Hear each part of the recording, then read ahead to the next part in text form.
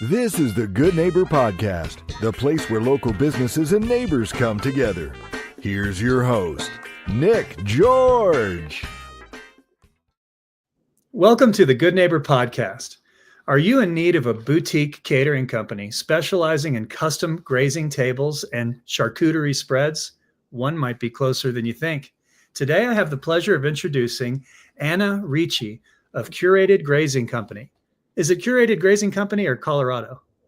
Curated Grazing Company. Yep. Thank you. Correct. Tell us all about your business, Anna.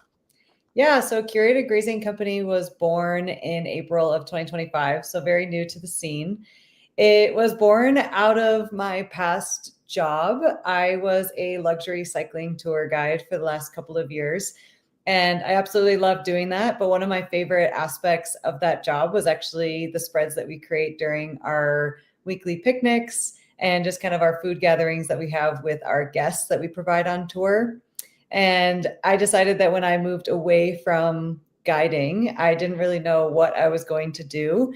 And I just kind of honed in on what my favorite aspects of that job were and how I could turn that into something of my own. And so Curated Grazing Co. was kind of born out of that love for gathering and bringing people together and for providing some really beautiful spreads.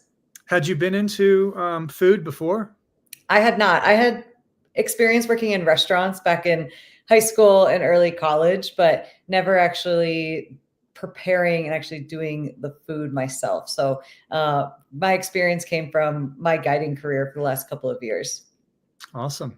What are some myths or misconception in the catering world, or your niche of it? In my niche of the catering world, I think a lot of times catering to me kind of sounds stuffy, like people coming in and giving this food and it just kind of like sits there and it stays hot and it's maybe not super delicious food when you're making it in bulk. And there's kind of no really interaction with your actual caterer itself oftentimes. And so I feel like a different thing that I can provide is my bubbly personality and kind of coming in and being, a presence, and as far as like the setup and everything goes for a party, and for having people come in and look at food and say, wow, who put that together and where did this come from, rather than just having it be something that's a part of the event, kind of have it be a centerpiece of the event. Who are your target customers? There's your company seems like it presents itself a little differently. So you use the word in your website that you do rather large yet intimate dinners, 60 people or less. Yep. Could you expand on who you're targeting? Yeah, so I've done things like baby showers and bachelorette parties. So for smaller groups of like 20 or less, which I really tend to enjoy because they're definitely the more intimate kind of personal settings. I've also done company corporate anniversary parties. I actually have a Halloween party coming up this year that I'm really excited for. And that's kind of another corporate event where it's a celebration for the staff rather than a holiday party. We're doing a Halloween party. Other events that I'm interested in getting into are working with real estate agents for open houses and things like that. So it's a very broad category, but I would say anyone who's looking to host any sort of event or party that's not, your 200 person event. I'm not capable and willing to do something that big because it is only me at Curated Grazing Co. It is an individual run company. So definitely sticking with the smaller 60 person or less intimate gatherings is what I'm after. Does helping people celebrate for a living and eat good food, does it leave you with a bunch of cool stories? It absolutely does. And I always love to ask people, just kind of in like icebreakers, is have you ever had a meal that is unforgettable, just not based on the food, but based on the conversation and the event that you were a part of? And I feel like that's always a great question to kind of get people thinking about experiences that they've had. And so being able to be a part of that, to be able to bring something where the food is kind of a centerpiece and then everyone's kind of interacting around it, and you can sit down and eat if you want, or you can just nibble along, but it kind of encourages you to continue interacting and talking with the people who are there. So it definitely is cool to be a part of something like that, where it fosters that friendly community environment. Have you ever been on a podcast before? Never. Do you have any videos on your website? I don't have any videos on my website, but I do have them on my Instagram. Okay. Well, hopefully we'll put this one on your website. Yeah, that'd be great. Outside of work, what do you do for fun?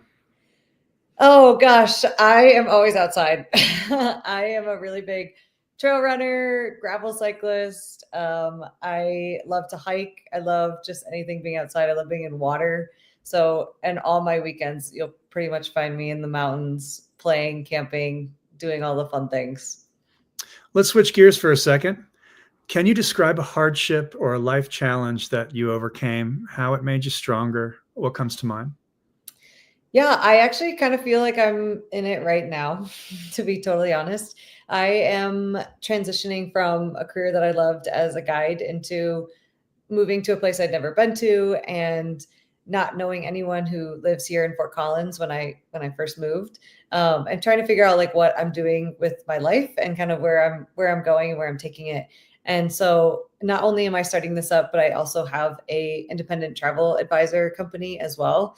So I'm definitely kind of in this like shift of life with the move, and I just got engaged, and it just kind of feels like everything is happening all at once, and it's definitely intense, and it's definitely making me like be more intentional about slowing down and sitting down with myself and figuring out like what's my plan to meet my goals, and how am I best going to get to that point. It's definitely been like a really big life shift, and I'm definitely in the struggle of it right now, just to figure everything out. So it's kind of a fun like growing experience. I'm trying to be patient with myself in this phase. So every day is a journey. Well, it seems like you're buzzing the right frequency for overcoming whatever you're facing. Your attitude seems right for success. Anna, please tell our listeners one thing that they should absolutely remember about Curated Grazing Company. Yeah, I think one thing to remember about Curated Grazing Co. is creating bespoke community events, bringing people together in whatever capacity that means for you, whether it's hosting a party or bringing your employees together kind of in form of celebration, whatever it may be, to celebrate the people that are in your life and to bring people together as a form of love. I think that's my ultimate goal at the end of the day. Anna, how can our listeners learn more about Curated Grazing Company online?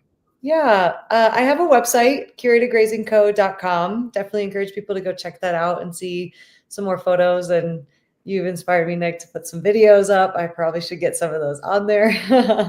And then you can also follow along on Instagram and Facebook, where I'm also Curated Grazing Co. on both of those platforms as well. So kind of keeping things updated there.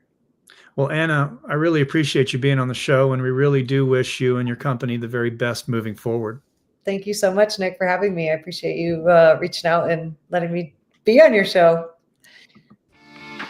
Thank you for listening to the Good Neighbor Podcast. To nominate your favorite local businesses to be featured on the show, go to gnpfortcollins.com. That's gnpfortcollins.com. Or call 970-438-0825.